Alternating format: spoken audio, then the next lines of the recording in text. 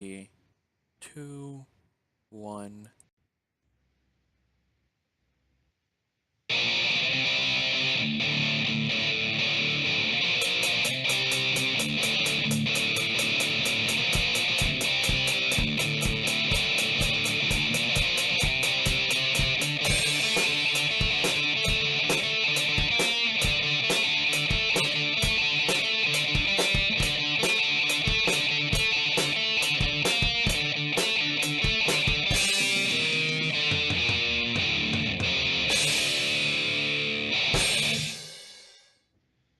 All right, welcome to another installment of the Fragments Silicon Reviews. We have two up this week. First is Killer is Dead, Nightmare Edition. Uh, Maybe a bit of a bizarre one to be reviewing since uh, the game uh, the game originally came out, I think, in 2013 for last gen systems, PlayStation 3, Xbox 360. And got released on PC like a year, maybe 2 years later. It's quite old, and as such, it was given away for free on the Humble Bundle recently. In fact, this is a good time to mention that the Humble Bundle has been doing this quite frequently recently.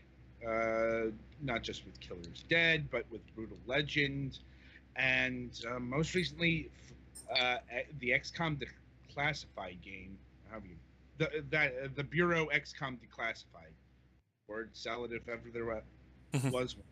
Maybe more coming in the future. Don't know, but kind of picked this game to be representative of what they're doing for the holiday season. Since it's the newest, and I hesitate to say the best because I haven't played Brutal Legend, but certainly both games are better than XCOM. But that's another story for another time. Anyway, so The Killer is Dead, or rather, it's just Killer is Dead. You might be able to tell from the title it's a Japanese property. You mean it's not a sequel to the 1988 Taiwanese movie Killer Must Die? Just really wanting to work that into this conversation. I just thought it was funny. We're the only one. But really, another language is how you get a title like Killer is Dead. Mainly because it doesn't have any immediately scrutable meaning. Is this what it was called in Japan, or? I assume so. Well, there's a whole story behind the name. It's it's apparently a reference to the Smiths song "The Queen is Dead," and it was a placeholder title that Suda apparently felt that matched up with what it was going for here. And I suppose this is a good point to digress into the game proper. Well, of course, Adam, Killer Queen is dead because he died at the end of Part 4. All right, Gigyuk. Anyway, shit, I lost my place. Thanks, Ogre. Into the game. Right, so this is a Suda 51 title, sort of. That is he worked on it, but he wasn't the main director guy. Yeah, and yet it's got all of his very stylistic fingerprints all over it. Like, if you were told that this was he directed this, you'd believe it, because if you played Killer 7 or No More Heroes or anything like that, yeah, this is very much in line with those games. That is to say, it's hyper stylized, it's inscrutable as fuck. Good. Though it's definitely more lucid than, say, Killer 7. I'm still not sure what the fuck was going on in Killer 7. I don't think there's anything on Earth less lucid than Killer 7, dude. You may be right about that. I mean, I've seen the explanations about Killer 7, and it's still a fucking wonk fest. Yeah, this is kind of a hybrid of those styles, if I'm being honest. Though kind of leaning definitely more towards No More Heroes. Like, in that there's a lot of swordplay. This is a spectacle fighter, I think. Yeah. I was Yeah. just walking up on a guy deflecting bullets like I was a Jedi. Yeah, there's a little bit about swordplay in this. Yeah, like, yeah. Only, unlike No More Heroes, you don't have to deal with motion controls. Although some people would argue that, No More Heroes was one of the if not the best uses for motion controls ever made. Well, they also re-released No More Heroes on the PS3, which did away with motion controls unless you had a PlayStation Plus. Yeah, and that was apparently horrible. Like, Yeah. No More Heroes just was not. I'm not sure if it was the porting effort or what, but No More Heroes did not fare well on the PlayStation 3 or Xbox 360. I think there was a version for that. I think that the 360 version got canceled.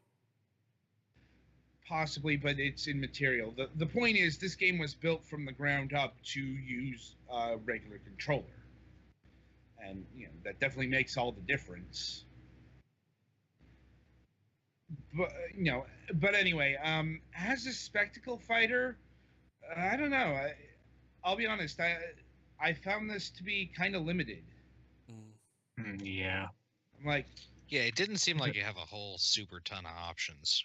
You really don't. yeah, It's pretty repetitive. more options do open up as you unlock abilities, as you do, but it's just you don't have a basic combo. You just have a slash.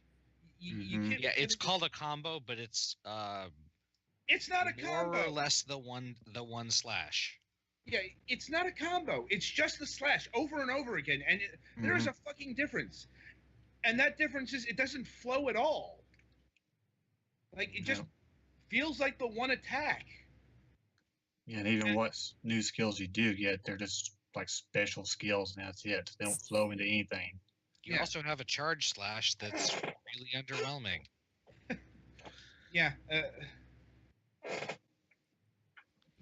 Like I said, and I mean, your arm has some gun stuff too, but well, that's the big change from like the No More Heroes, or it integrates gunplay into the equation, in that your arm changes into a weapon, not just a gun. It can be a big drill, and there's a few others I haven't unlocked yet. Yeah, there's a freeze gun. That's what I like beyond the drill. Like, I meant to play more of this, but I've been sick. Might be still showing in my voice. But, like, I spent a lot of today in a NyQuil-induced slumber. So, that kind of eats into game playing time. But played enough of it to get a feel of the game. Like, which is decidedly mixed. Like, as far as combat goes, it's okay, but I never recommend it over one of the Devil May Cry games, for example. Maybe 2, just because, that's 2. But the less said about Devil May Cry 2, the better. Yeah. Like, or Bayonetta, or even God of War. Those games just have better flow because they understood, how combos actually work. It's a subtle distinction, but it's a big one. I just, I had fun with the combat, but it's just not as elegant as one of those games. And probably is one of the reasons why this game kind of fell by the wayside. Like, I mean, it's certainly not as well regarded or as well remembered as No More Heroes series, from what I've seen. Like, and not to get into spoilers, but from what I've read from the overall plot, this was definitely set up to maybe have a sequel, which still has not come. Like, I think that says something. Well, I mean, there are other reasons why I could see this game not exactly connecting. I mean, it's hyper stylized. Mm-hmm. You know, like you'd expect a Suda 51 game to be hyper stylized. Um, done in Unreal Engine, it's cell shaded, very stark visuals. In fact, I'd say the art style is the best thing going for this. Yeah. Yeah, even then it's executed a little weirdly sometimes. There were some times where it looked like the brightness was off. I might have just not adjusted it right. Um, it kind of really helps with the surreal atmosphere the game's going for. That's true. But it's definitely fitting into the visual aesthetic of Grasshopper Manufacture. Yeah. Especially some of their other games from that era, like Lollipop Chainsaw, come to mind, or think of that other game that they released around there. There's apparently a Lollipop Chainsaw cameo at some point. That wouldn't surprise me. Yeah. Probably the costumes. No, like Juliet is hiding somewhere in one of the missions. Hmm. Like, anyway, getting back on track here. Also, if you know Suda 51 games and Grasshopper Manufacture, they can be quite juvenile. Like, very otaku sensibilities. Mm-hmm. You know, it's like you kind of saw that. You kind of saw that in like Killer 7. Like, Suda 51's a big fan of luchadors. I could have never have guessed. For example, a lot of it in No More Heroes, especially with like the submissions are collecting figurines. This one, this one is more James, like Suda 51 by James Bond. So yeah, you're playing like a state-sponsored but still private contractor guy, executioner guy who goes out and kills people who are corrupted by evil. Yeah, thereabouts. I'm not talking about just like people who do bad shit. I'm talking about they're literally corrupted by like tangible evil. Yeah, yeah, and that produces these creatures called wires, like, which are still not as dark as what the Heaven Smiles were. Like, I mean, but yeah, I'm talking more about the Gigolo missions. Yeah.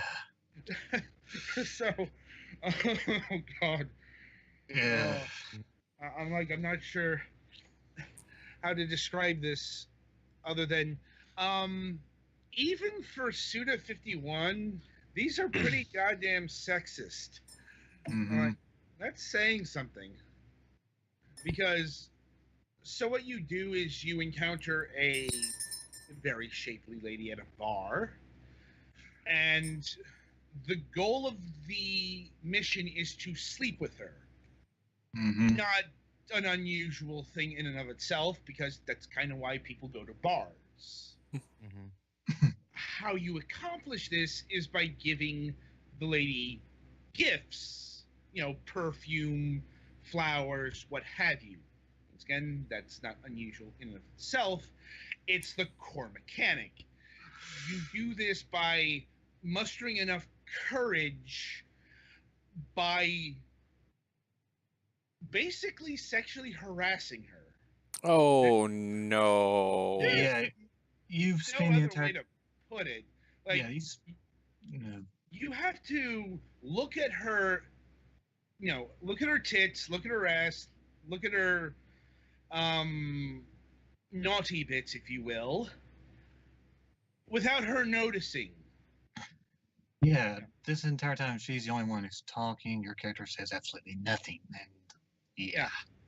And you fail if she catches on to you, and you can regain your I don't know, perv meter, like it's a literal meter, by glancing away. And I haven't even gotten to the best part. It's the X-ray glasses, and they are real X-ray glasses. Like, which your guy dramatically dons in a short cut scene. And there's no limit to using them. Like, No. yeah, you can just use them at any time, and that's actually recommended because these are timed missions. Take too long, and you will also fail. And for some reason that allows you to see under her clothes, but not remove the bra and panties. Yeah, Well, because this game Because isn't rated AO. yeah, Mhm. it's because apparently they couldn't get that past the censors. So that's all you get. Like, oh, like, and yeah, there's really no defending these. No, there is not. I'm like, um, yeah. In terms of actual gameplay, they're kind of dull, honestly, because Hmm. it's not that hard to do the missions. Like, the first one was literally just follow you down a corridor and then hold right trigger and release. No, I'm not talking about the actual missions. I'm talking about the gigolo missions. Oh. Yeah. Yeah. Like the real strategy is in trying to match up the gifts she wants. That's another thing you learn with the X-ray glasses. You see an icon of a gift, and if you give that to her, the meter will fill up faster than if you give a gift that you didn't have. Thing is, on the early missions, you're kind of limited in the gifts, but Mhm. I suppose the equalizers, it doesn't take that many. Yeah, about Right. 2. Yeah. I mean, the actual missions themselves are all right. They're pretty linear, pretty standard hack and slash stuff. Better gameplay than Killer 7. I'll be honest. I thought the gameplay in Killer 7 sucked outright. Okay. It's like, but that's a debate for another day, I suppose. But yeah. So, and I suppose the ingrained sexism is not just to the gigolo missions. That's just like the culmination of things. You get a lot of the requisite sexy outfits, especially Nurse Scarlet. Um, she's kind of the bonus feature, like bonus missions. You find her in various levels to unlock missions, which makes you stronger and all that stuff. And you know, and she's dressed, of course, as a sexy nurse. Like I said, this is a very 15-year-old's idea of what sex is, Mhm. which is a pretty common refrain in Suda 51 games, if I'm being honest. Mhm. Like, Killer 7, No More Heroes, fucking Lollipop Chainsaw. Um, I'm still trying to think of that other one that was released by EA. It's slipping my mind. But yeah, it's like if you're offended by these kind of things, look elsewhere because Hmm. this isn't gonna be a Killer 7 treatise on whatever the fuck it was talking about in terms of relations of West and the East. Oh. I know Killer 7 was trying to say something.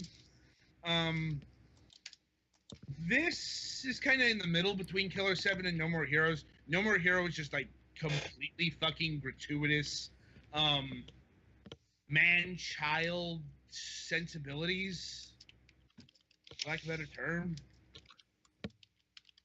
This strikes a bleaker tone, but definitely has the revelry of No More Heroes as well. Yeah. Oh, let's see. And that reflects down to the soundtrack. Like the main theme is this really, really cheesy elevator music ballad. Mhm. Those Really are words I has never the- thought I'd hear together. Yeah, So there's like- also apparently apparently a recurring motif of Dvorak's New World Symphony. So Yeah, I'm like, it really reflects how what this game thinks it is and what it actually is. Like, it thinks it's suave and sophisticated, and maybe mildly sexist like a James Bond film. I think But some James Bond films are significantly more than mildly sexist. They just have aged enough that people forget it. you know what I mean. Yeah. I mean, it thinks itself more along the lines of, say, Daniel Craig's Bond, you know, Mhm.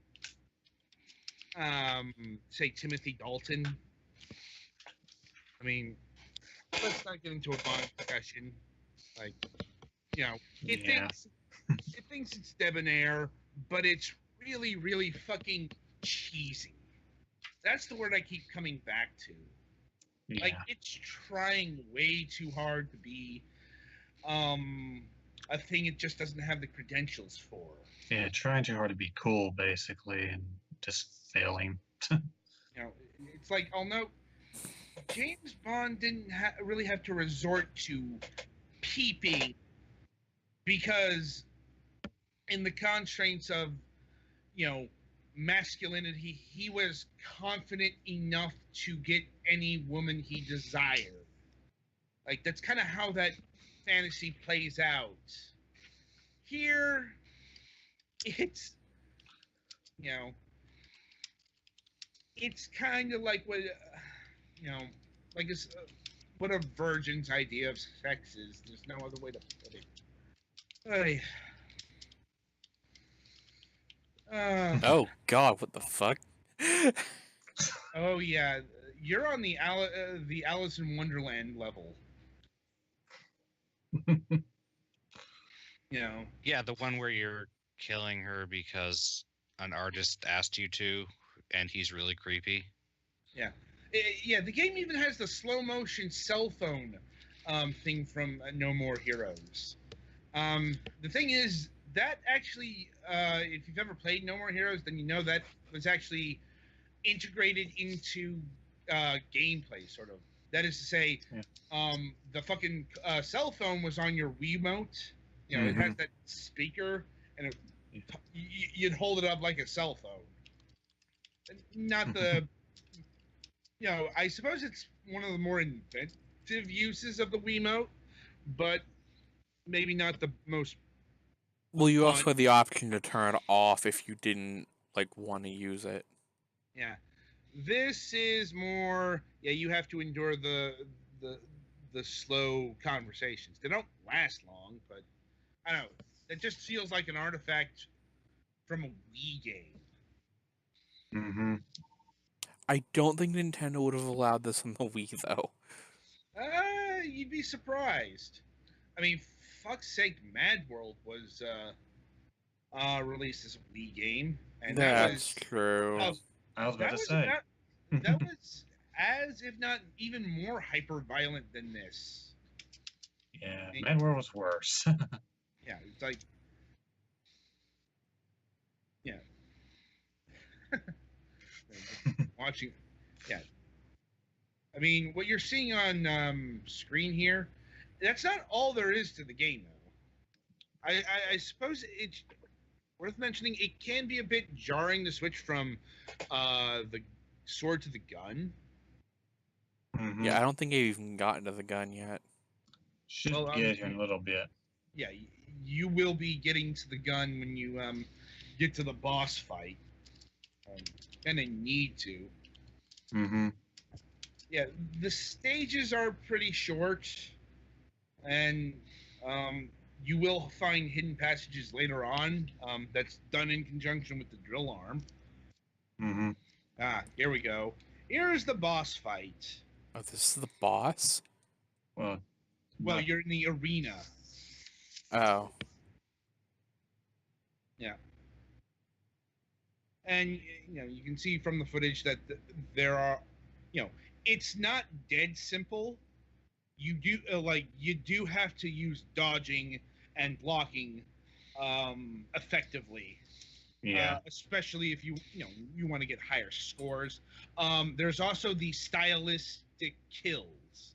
If you remembering here, if you hit the right trigger, at the right point, you will slice them in a very, very hyper stylized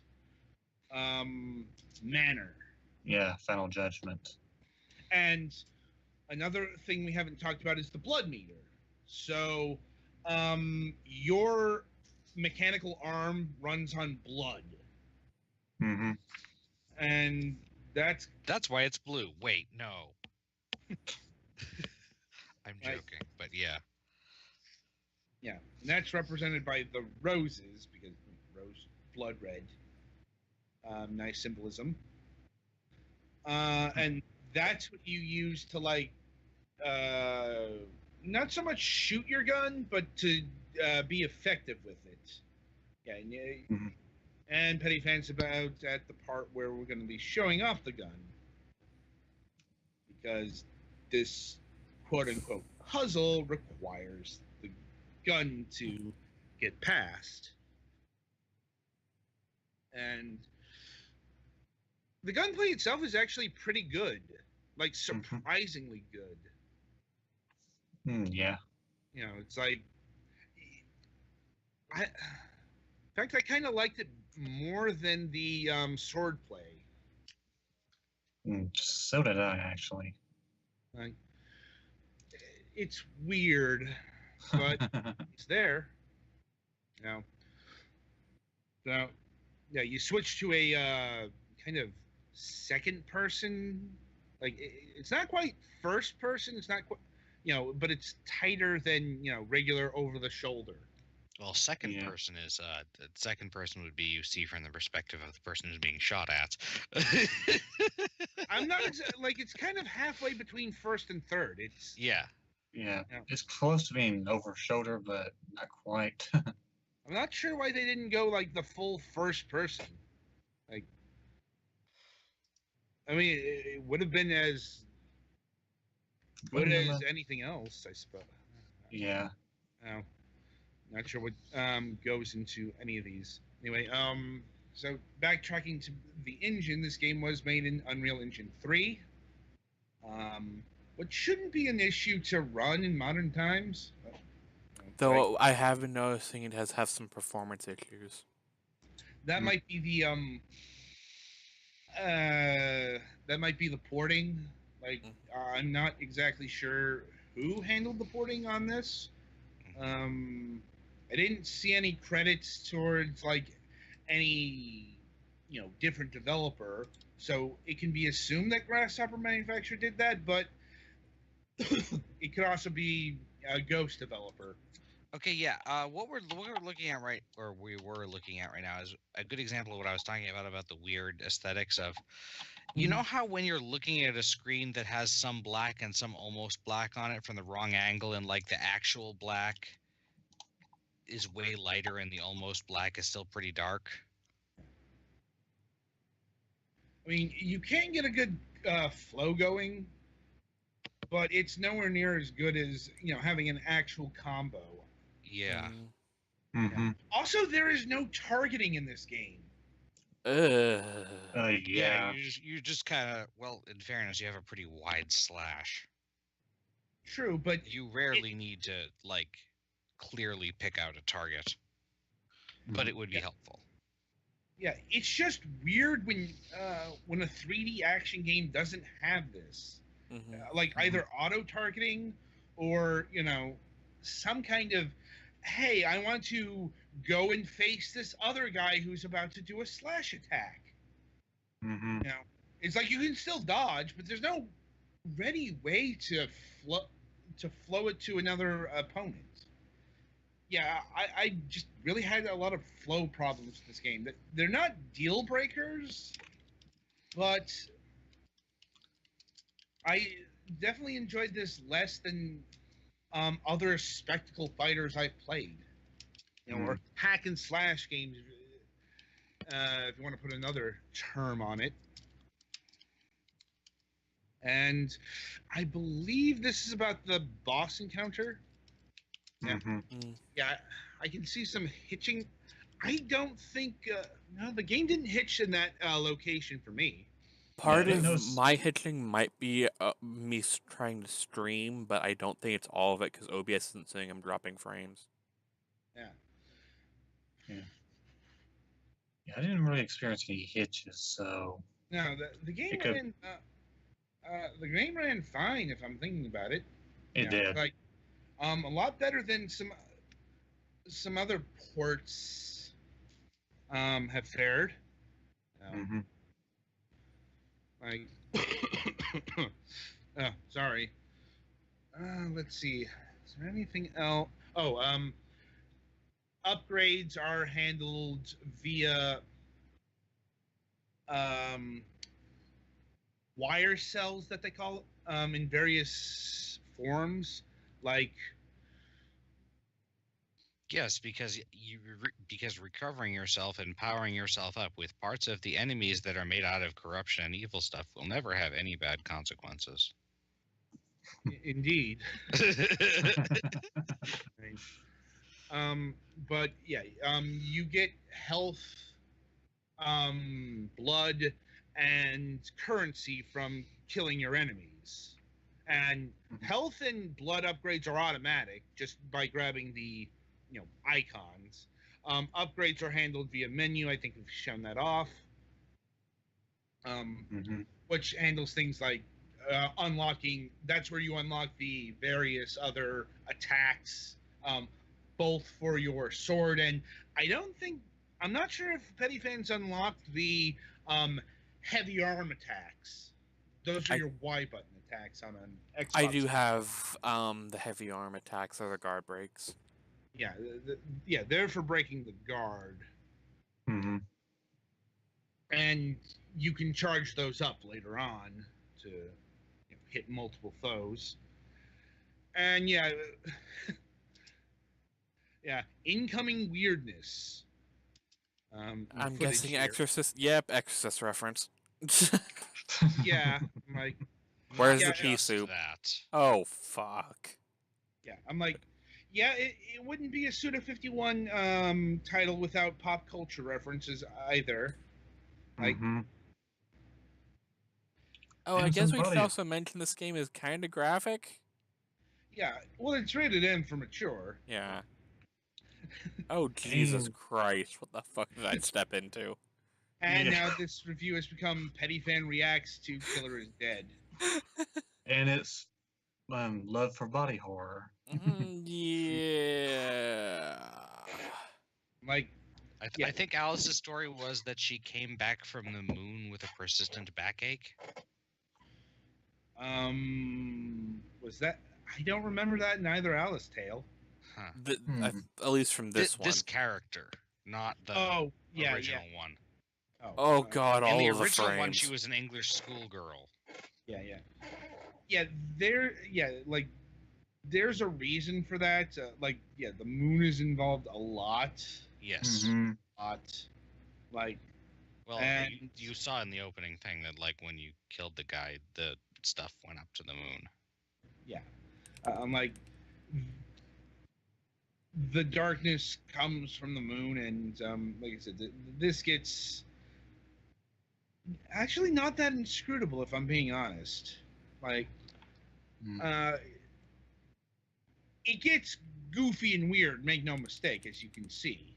Yeah, Yeah. it sounds. From what I've read about this game, I did not get as much time to play it as I wanted, but I did some reading. This game, most of the weird stuff is fairly consistent and makes sense. Yeah, Or at I least it's suppose. explained, even if it's kind of like. I suppose that is something that Grasshopper manufacture or Suda 51 or whoever. Like, this game is definitely more consistent than, say, Killer 7. Like, make of that what you will.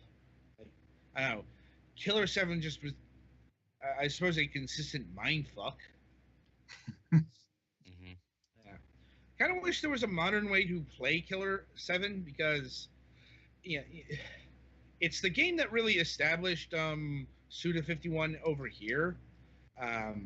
Even though he'd been making games since the late 90s, and In fact, we reviewed a remake of one of his early games, the Silver Case, which Oh, was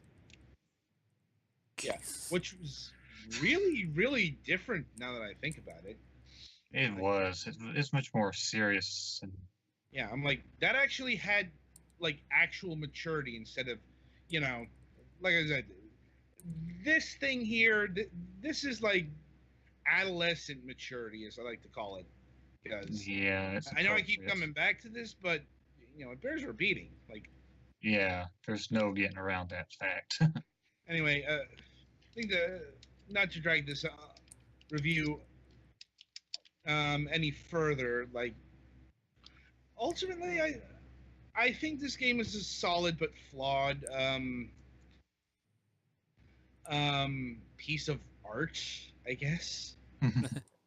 Like Yeah, I mean, it's not high art, but it's definitely it's definitely being art. It's for aesthetic, not Yeah. for. Yeah. It's definitely aspiring to be art. Yeah, just not high art. Mhm. Unlike like I do think that Killer 7 and the Silver Case were trying to be much more aspirational than this. Mhm. You know, this is more this is more about celebrating the male libido like No More Heroes was. Right. And also Suda 51's love of body horror, I guess. Final thoughts from the panel here? this game is weird, yo. I enjoyed what I played more than I expected to, so Yeah. Yeah, if you want over the top action type game with some weirdness in there, hey, this might do it for you. Well put, well put. Right, so that'll about do it for our review of Killer's Dead. I should also mention what the Nightmare Edition is about. Yeah, hopefully I can get this boss killed by then. does this like Well- include the original DLC or? Nightmare Edition is actually a difficulty level. Oh, That's Yeah. the big addition here. Um, Nightmare Edition is obviously the ultra hard difficulty. the Die Dante Die difficulty. Yeah. Mhm. That's where enemies can only be killed with a couple of attacks. Like guard breaks and the drill arm. Headshots. Yeah. So, that's the get good edition. Like, and I'm not sure if that was like backpatched or anything to the Xbox 360 and PlayStation 3 editions. Oh right, I almost forgot price. Well, Yeah, I've already mentioned that. yeah, we mentioned that we got this for free Yeah. because of the Humble Bundle, but it's not very expensive. Let me see how much is going on. Killer's Dead. It's $20 right now. Yeah, it's $20 right now, but I'd definitely say wait for a sale because Mhm. I picked this up for like $3.75. It's a game that goes on sale, pretty frequently, and yeah, like at a discount price like that, it's an easy recommendation. $20. I'm like, Mm. ironically, I can't recommend it at that price because it goes on some pretty steep discounts. Yeah, like if it wasn't on sale super often and you were a real big Suda 51 fan, maybe, but since it's like nearly always on sale whenever like Yeah. summer sale, winter sale, autumn sale, So, random just because sale. well, Mhm. random. Here's a game that's free on the Humble Bundle. Well, I notice a lot of the time when they do that, it's to promote a game, to promote another game that is similar or by the same people. Like I said, the Humble Bundle's just been doing random ass here's a fairly old game for free. You know, for a couple of days. Yeah, usually it's done in tandem with another game, but I can't think of any connection that Killer is Dead has to Brutal Legend or XCOM Declassified. So Brutal Legend, you cut people up. Well, you can. In XCOM, you can shoot people. I don't know. I guess violence? M rating? Your guess is as good as mine, people. Like, anyway, as fun as this is, Petty Fan has completed the boss, which means we can end this thing. Mhm. Like, so, after the break, we will be coming back with a review of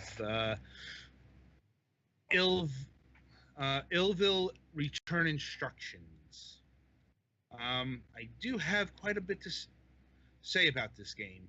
Well, that's Not a good lot because of you're it the only positive. one who's played it. Yeah, I'm like, this is our actual required review. It's not going to be as long as this. Like, that I'm sure. Because, yeah, the game's length is a problem. But more on that in a bit. Also, So- you will notice in the reward screen you do not get the full payment for this. Hmm. Alice bug payment $0. This is a trend. Anyway, as soon as Petty Fan is in position, we can end this. All right. Right. Until our next review, I wish you good gaming.